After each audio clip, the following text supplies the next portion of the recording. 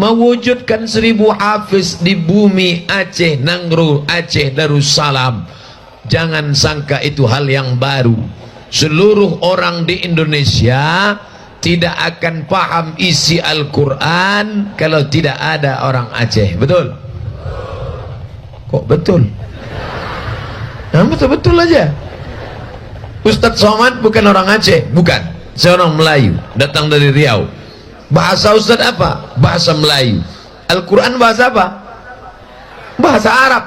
Dari mana Ustadz tahu bisa Quran bahasa Arab? Kok paham Ustadz? Karena ada seorang anak bangsa yang menerjemahkan Quran ke dalam bahasa Melayu, namanya Abdul Raub As-Singkili, dikenal dengan nama Syekh Kuala, ulama dari bumi Aceh, Nangro, Aceh Darussalam. Dialah yang pertama yang menerjemah Al-Quran dalam bahasa Melayu, pakai huruf Arab Melayu, pakai bahasa Melayu. Kenapa tidak diterjemahkannya ke dalam bahasa Aceh?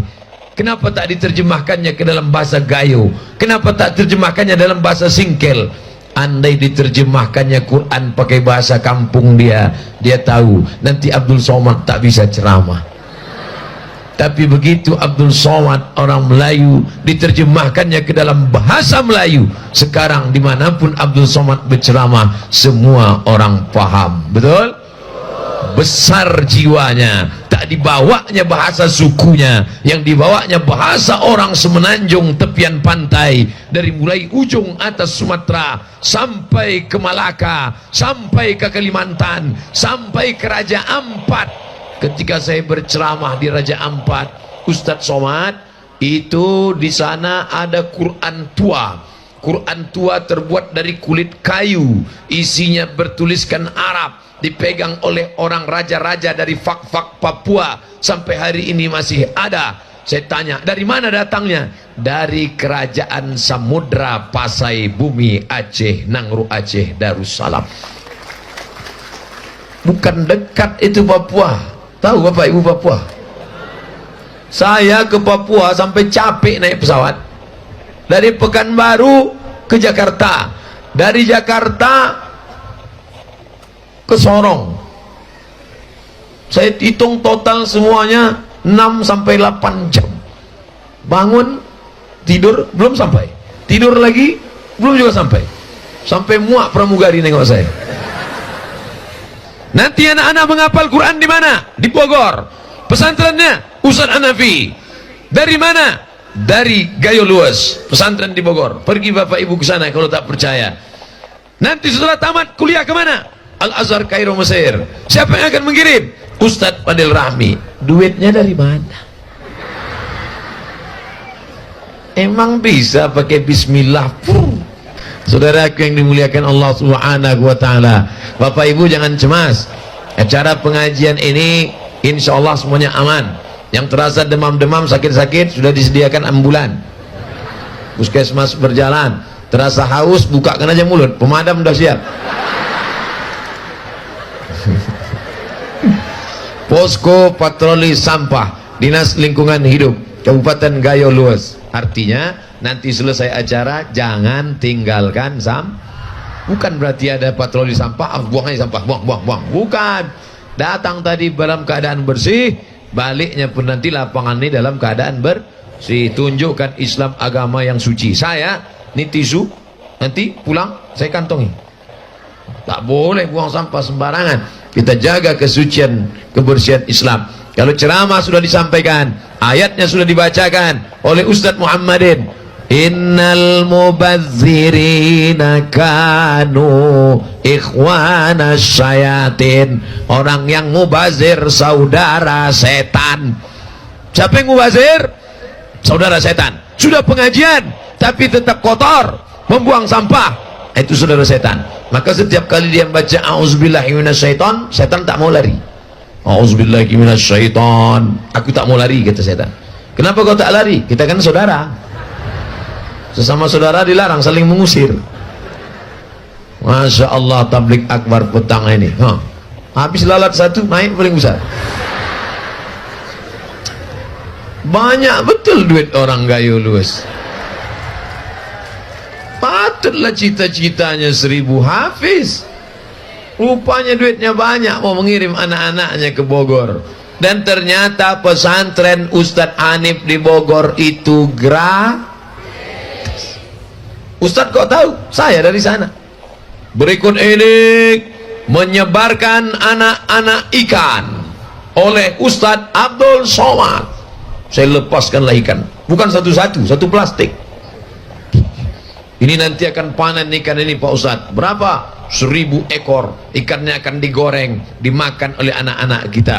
Danau kecil di tengah pesantren, bersih. Kenapa airnya bersih? Rupanya dulu ada anak kecil main-main bola. Waktu main bola, tiba-tiba dari tumit mereka keluar mata air, macam Nabi Ismail. Pijaknya keluar mata air. Kita begitu dipijak, keluar darah sapi. Waktu motong hari kurban kan banyak orang. Waktu motong, pijak kaki, rupa kaki berkurap. Bapak Ibu yang dimuliakan Allah, keluar mata air, akhirnya mereka gali, sekarang menjadi kolam ikan. Kolam ikannya berkah. Mudah-mudahan nanti pesantren Hidayatullah punya cabang 1 di Gayo Luas, insya Allah. Keringat ketiak lama-lama. Ini penting. Gambar ini penting apa tak penting? Penting. Nanti anak bapak ibu bertanya. Makanya gambar nanti, tolong adik saudaraku yang punya drone, gambar itu nanti kalian share, dicetak sebesar pintu. Iya, tempel di kamar, buat di situ tablik akbar. Nanti cucu ibu bertanya, nek, ini gambar apa? Itulah gambar dulu tablik akbar di Gayo Luas. Siapa penceramahnya? Ustadz Somad. Mana dia sekarang? Udah mati udah.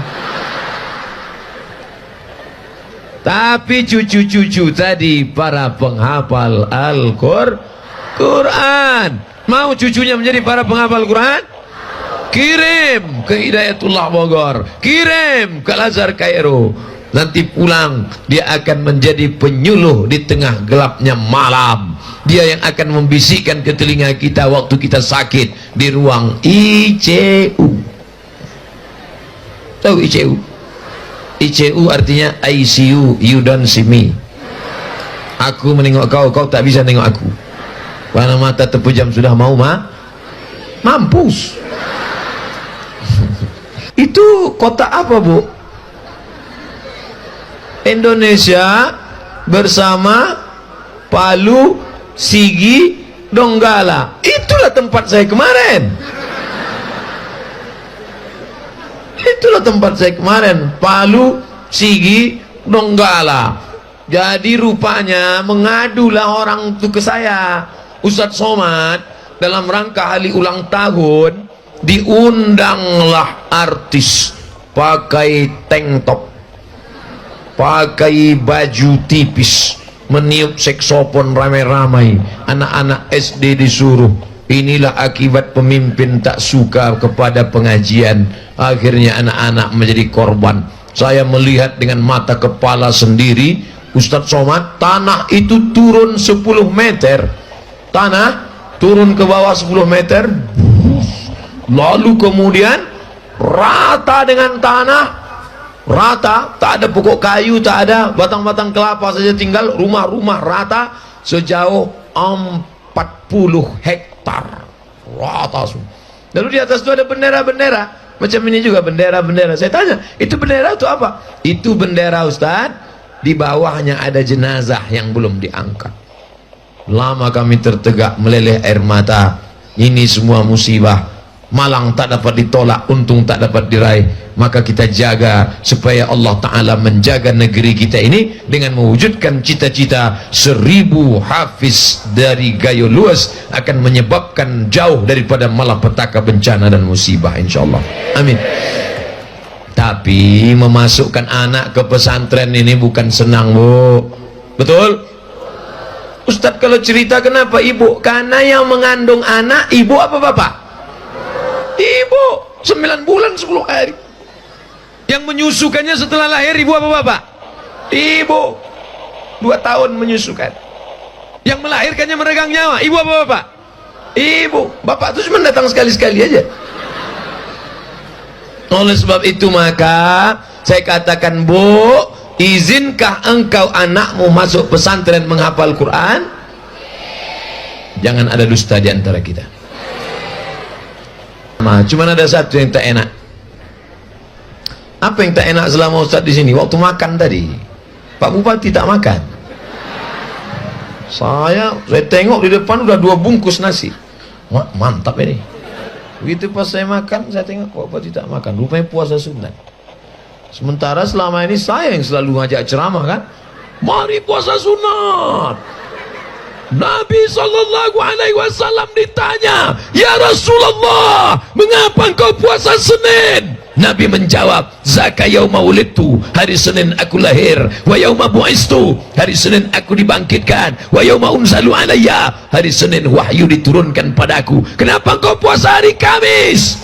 Turfa'u fihil a'mal, segala catatan amal diangkat hari Kamis. Wa uhibbu an yurfa'a amali wa ana sha'im, aku suka, aku ingin, aku cinta kalau amalku diangkat aku sedang dalam berkeadaan berpuasa. Puasa Senin, puasa Kamis, puasa Senin, puasa Kamis. Ustaz puasa? Enggak.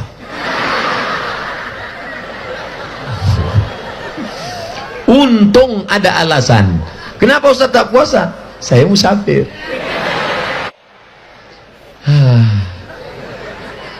Ustaz makannya cuma satu aja, kata Pak. Wah, Ustaz makannya cuma satu. Ya, saya makan cuma satu. Padahal dikasih nasi itu 2. Enak pula nasi. Ternyata nasi pakai daun tuh. Enak. Ada daging pakai bawang, ada ikan mas, ada. Cuman itulah Pak Bupati tak makan kita. Tak enak. Kalau orang ngaji, maka tidak peduli tuan rumah itu puasa atau tidak, tamu jangan tersinggung. Saya, tuan rumah, saya tak makan, tiba-tiba datang tamu, maka saya katakan, tamu silakan makan, aku sedang puasa. Kalau orang ngajinya sama, ustadznya sama, tak perlu tersinggung. Begitu juga kalau saya tuan rumah, tiba-tiba datang tamu, ayo makan, mohon maaf Pak Ustadz, saya puasa. Tak perlu tersinggung, karena masing-masing sedang mengamalkan ajaran Nabi Muhammad sallallahu alaihi. Saya tuan rumah, tiba-tiba tamu saya suruh, tamu silakan minum. Saya enggak minum Pak Ustadz. Bagus, tak habis teh manisku. Begitu juga saya tamu, tiba-tiba tuan rumah tak makan. Bapak tak makan? Tidak Pak Ustadz. Bagus, banyak dapat kepala ikan. Jadi jangan tersinggung gara-gara ini. Aku tak mau lagi datang ke Gayo Luas. Kenapa? Bupatinya tak hormat. Masa kita tamu tak dihormati? Menghormati tamu bukan dengan cara makan. Kalau kau sedang puasa, puasa saja. Bayangkan dulu bagaimana Ustadz Somad dari Riau naik pesawat. Sekarang dari Riau itu ke Medan 1 jam naik pesawat. Ustadz dulu waktu sekolah di Medan naik pesawat? Enggak, naik SDH, si Pirok dulu Holi. Pesawat itu pun sudah tak ada lagi di atas. Mobil SDH itu sudah tak ada lagi di atas muka bumi. Sudah musnah, sama macam dinosaurus. Tak ada lagi. Ustadz Fadil datang dari Aceh, diantar orang tua ke Darul Arafah. Medan di tengah, Aceh di atas, Riau di bawah. Saya dari Riau, Ustadz Fadil dari Medan. Ustadz Fadil dari Aceh. Berjumpa kami di Medan, sama-sama ditinggalkan orang tua. Meleleh air mata, menangis di pesantren. Tengok kanan orang lain, tengok kiri orang lain, tengok muka orang Aceh, tengok belakang orang Medan. Apa kau tengok? Tinggalkan anak di pesantren, kasih tahu sama anak, nak, mak tinggalkan kau di sini bukan karena mak tak sayang, supaya kau jadi orang. Andai Ustadz Somad dulu tak ditinggalkan pesantren, mungkin udah jadi hantu sekarang. Saya ini bukan baik dulu, bandel. Beda saya dengan Ustadz Fadil. Ustadz Fadil 6 tahun di pesantren tamat. Saya cuma setahun aja. Makanya malu saya. Tadi kumpul dengan abang-abang alumni Darul Arafah. Berikut ini mari kita dengarkan kata sambutan dari Ustadz Abdul Somad bersama para alumni Darul Arafah. Segan saya. Takutnya nanya, tamat apa tidak? Enggak enak kita jawab. Makanya saya bukakan di sini. Pernah dulu pesantren? Pernah. Di mana? Darul Arafah. Berapa tahun? Ustaz Fadil 6 tahun tamat. Kau tamat? Setahun aja. Lari saja, enggak studi banding. Ya.